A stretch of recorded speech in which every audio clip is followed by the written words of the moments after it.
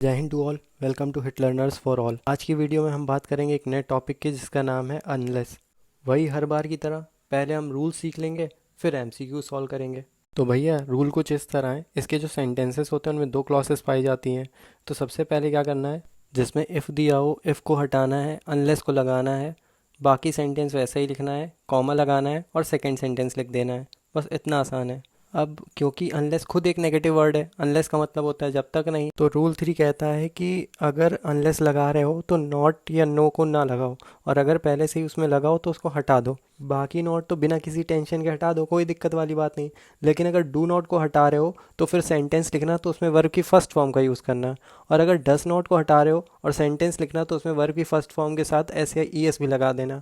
और अगर did not हटा रहे हो तो उसमें वर्ब की सेकेंड फॉर्म लगा देना। जैसे पहला एग्जाम्पल दिया गया है, if you are not regular you will be punished. यह सेकेंड रूल कहता है इफ़ को हटाना है, अनलेस को लगाना है।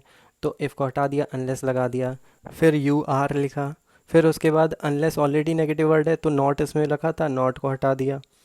फिर उसके बाद सेकेंड सेंटेंस वैसे ही लिखना है, कोई चेंजमेंट नहीं, you will be punished. Next example दिया गया है, if you don't come on time you will be punished. Answer क्या हो जाएगा, इफ़ को हटाना है, अनलेस लगाना है, अनलेस फिर यू को वैसे ही लिख देंगे। फिर उसके बाद डोंट हटाया है ना हमने, अगर डोंट हटाते हैं तो वर्ब की फर्स्ट फॉर्म लगाते हैं। तो unless you come on time, फिर सेकंड सेंटेंस वैसे ही, यू विल बी पनिस्ड। लेकिन सेकंड सेंटेंस वैसे ही रहता है, लेकिन फिफ्थ नंबर इसका एक्सेप्शन है। फिफ्थ नंबर में है, अगर इफ़ वाले सेंटेंस में नॉट नहीं दिया गया है, मतलब अगर इफ़ वाला सेंटेंस हमारा पॉजिटिव है तो सेकंड वाले सेंटेंस में हेल्पिंग वर्ब के बाद नॉट का यूज़ करेंगे। जैसे एग्जांपल है, if he is sick he can stay at home.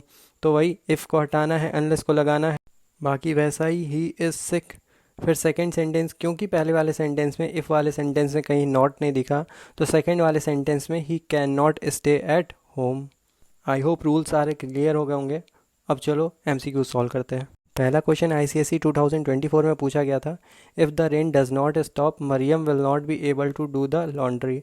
तो हमें क्या करना है, इफ़ को हटाना है, अनलेस को लगाना है, फिर उसके बाद अनलेस के साथ नॉट नहीं आता तो डस नॉट को हटाना है। और जब डस नॉट हटता है तो वर्ब की फर्स्ट फॉर्म में एस या ई एस आता है, मतलब स्टॉप की जगह स्टॉप्स आएगा। और स्टॉप्स कौन से ऑप्शन में है, केवल एक ही ऑप्शन में, तो कौन सा ऑप्शन सही हो जाएगा, ऑप्शन डी। नेक्स्ट क्वेश्चन है, नेक्स्ट क्वेश्चन में कहा गया है, if the boys do not reach the school on time they will be punished. बनेगा कैसे, वही इफ़ को हटाना है, अनलेस को लगाना है। अब डू नॉट हटा रहे हैं तो डू नॉट हटेगा तो वर्ब की फर्स्ट फॉर्म आएगी।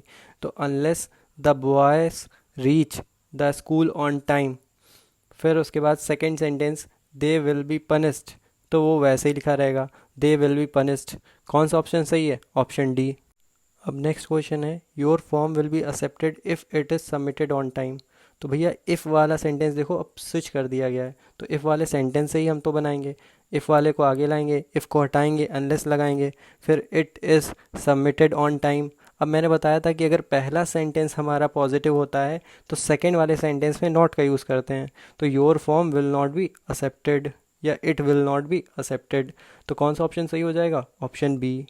तो आई होप अब सब कुछ क्लियर हो गया होगा। ये कुछ और प्रीवियस ईयर क्वेश्चंस हैं, आप इनको सॉल्व करो। जहाँ कोई डाउट हो कमेंट सेक्शन में आप पूछ सकते हो। मिलते हैं एक नेक्स्ट वीडियो में नेक्स्ट टॉपिक के साथ, तब तक के लिए जय हिंद।